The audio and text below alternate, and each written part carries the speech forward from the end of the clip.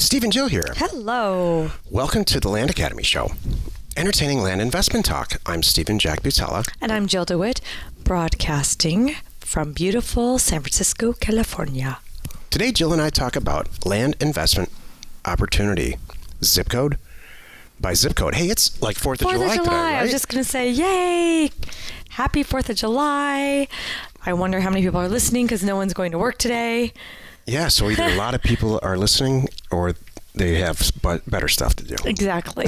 Maybe they're all listening around the barbecue to this show right now with a beer in their hand. That'd be good. And a red, white, and blue hat. Maybe they're on the land that they bought. Celebrating. Cooking hot dogs with a, worn out baseball hat and just full of happiness because they saved half price on the property. I think that's awesome. I do too. Before I paint a different picture like that, let's take a question posted by one of our members on the landacademy.com online community. It's free. Matt asks, hi guys, I have a deal that I'm about to pull the trigger on, but it's a step out of my traditional purchase criteria. I bought all small info lots up until now, about 20 total. For you. This one is $10,000 for 10 acres and without physical access.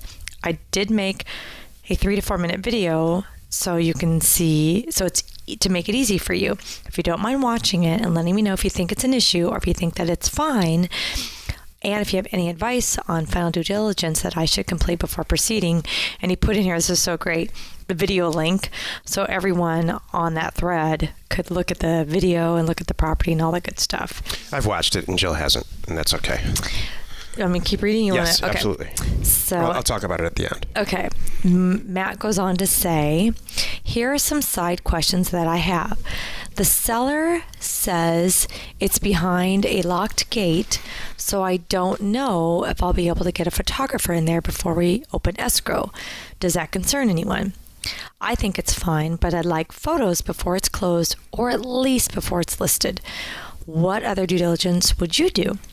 I plan to double check what the deal is with the wells in the area, septic in the area, and zoning. Taxes are okay, and I'm closing with title. Thanks, Matt. All right, Matt. I watched the video, and I think it's a fantastic property in a fantastic county in California, I think it is. And I think that, in a different situation, it could be potentially a multi-million-dollar property. I think it's got some elevation issues that you probably can get around, and it looks to me like it's got legal access, but not physical access because of this gate situation. So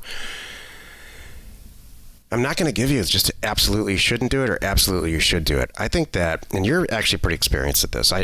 We know Matt. Mm-hmm. He actually lives pretty close to us. I thought that's who that was, yes. And you sound like you're already going to buy it. I think it's probably worth $200,000-$300,000 if you can just resolve this gate issue. So or you can let the new guy do it. The guy who you're going to sell it to. If you're buying it for $10,000, the guy who controls the gate might just pay $25,000 for it. Mm-hmm. And just be done with it. That's true. I don't know. But where Jill and I are in our career, I honestly think I would probably pass this deal on to somebody in our group and just walk away. Because if we have to do anything other than subdivide property, which is really kind of what this show is going to be about. Not subdivide, but parcel split. Mm-hmm. If we don't have to do it, I don't know. Am I lazy? One. Is it lazy? What is it? You are. Am I old? Maybe. You're getting a little set in your ways, babe. Would you do this deal? You know what? So this is a conversation that you and I had recently about this. I'm like, hold on. Remember the number of crazy home runs that have come our way that were a little bit out of our comfort zone, but we didn't want to turn down the deal. So I'm not necessarily against those. What a great video as you're scanning in here. Matt put in all his Google Earth stuff. He put in a plat map to show where the roads are, the parcel, all that good stuff. So it's not crazy. I kind of like it. I know. I knew you were going to like it. Gosh, you know what? For $10,000, I'd do that deal. Would you? Yeah. What are the comps? I already forgot what he said. The comps in the area. I'm sure they're in this video. Yeah. So if all else fails, you could do videos for a living. Actually, I think that's what he does. So this is, I don't think it's crazy. So my point is, sometimes it's okay. don't get too far out of your comfort zone. I really, especially because he's not brand new. He's done 20 deals. Yeah. So let's say on deal 2, I maybe not get so Yeah, excited true. about Right. this. Deal 20, 40, 50, deal 100. You got everything's a smooth money, machine with all your other stuff. You're like, yeah, you know what? I'm going to take on this deal. It's not what I normally do, but I'm going to learn how to do this process because I might do more of these someday. Exactly. For that reasons, I would do a deal like this. Yeah, and I think that you're going to need drone. With this level of property, this could be a home run. Mm-hmm. All right, he's buying it for 10 acres for $10,000 in just a pretty much Awesome area. a picture perfect area. Exactly. So there's a It could be locked it's probably gate. $100,000 property. By the way, just because the seller says it's behind a locked gate doesn't necessarily mean that's true. Yeah. There's a lot of things you can't assume. You have to check them out. And I'm okay with that. And then maybe it's a quick little bolt cutter situation. Whenever there's bolt cutting, I'm the one standing there. So, Jill's somewhere off in a Not that- different county usually. we've had these conversations. Maybe you're remember the whole dragging a railroad tie? Yeah. There's your access Yep. road.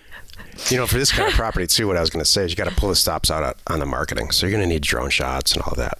Yeah. Actually going out there with a drone, having somebody go out there with a drone, even if That's going to get over the Behind the gate, gate. and then figure it all out. yeah, that'll give you a lot of really good information. I agree. Totally agree.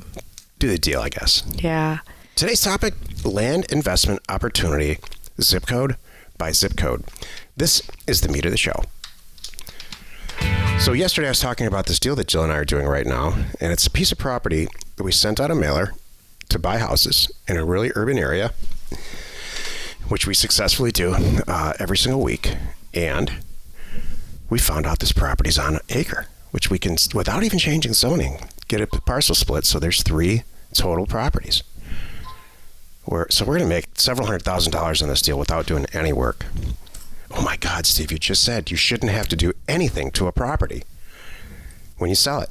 That's how you roll. Well, if I'm going to fill out, I'd be crazy not to fill out some papers to make $100,000 more. That's just crazy. So that's what we're doing. And this is the kind of thing, this all happened because I brought data, I scrubbed the data down to the local zip code, and then even further than that, used some census tract pricing logic. Mm-hmm. So it's one thing to send an offer to every property owner in one county, let's say, for every 5-acre property owner in one county, and kind of shotgun approach that way.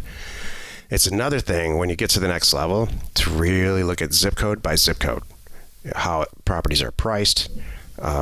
And even then, sometimes you have to go down further. But I'm telling you, it's a step in the right direction. The further down you go locally to price property, pricing mail is you live and die by that as a land investor. You really have to dig into it. I was just thinking about some of this property that we were looking at recently in northern part of Arizona, and there's you think it's all cabin property. No, it's not.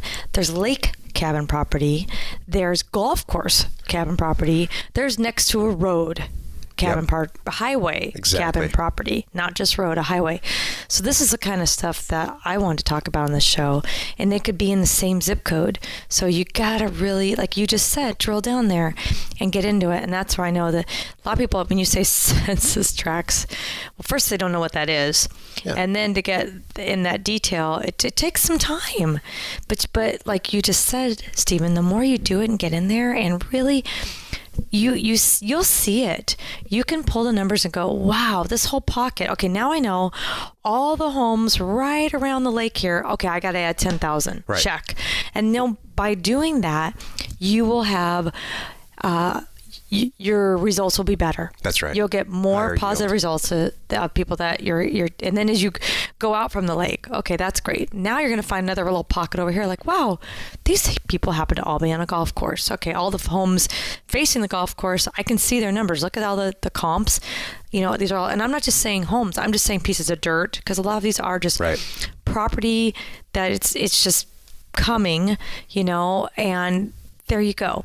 closer to a town, further away from a town. There's so many things that you need to look at when you're doing your pricing, and it all gives you better results. Right. And the place to start by what Jill's talking about is by zip code, not by county. The counties are too big. Mm-hmm. By zip code to really get in there.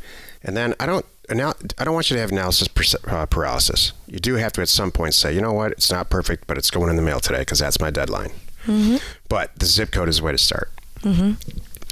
Like, and here's an example, 85251 and 85258 are both Scottsdale. Right. And you know those zip codes really well. I do.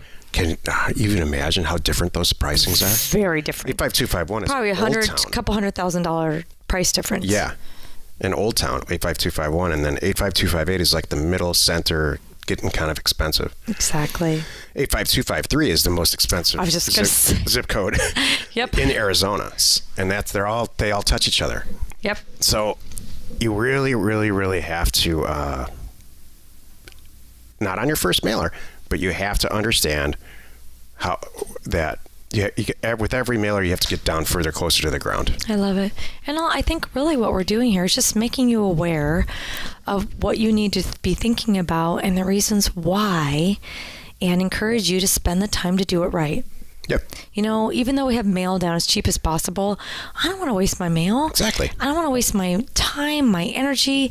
Even if I'm not answering the phone, I don't want my staff answering the phone. What if I'm paying for Pat Live? I don't want to pay for an extra 100 phone calls that didn't need to happen, and the mail that went out just to get those phone calls. Yeah. That's expensive. Exactly. The reason you're doing this here is to hopefully do as little work as possible, like spend a little more time on the front, get good offers out there for only the real solid people calling you back, and then you do those deals. Yep. Perfect, Jill. You nailed it. But you can't expect that to do that the first time. It's true. Out of the box. And you can't expect to send 300 or 400 letters out and buy a house or a great infill lot like Matt's got here.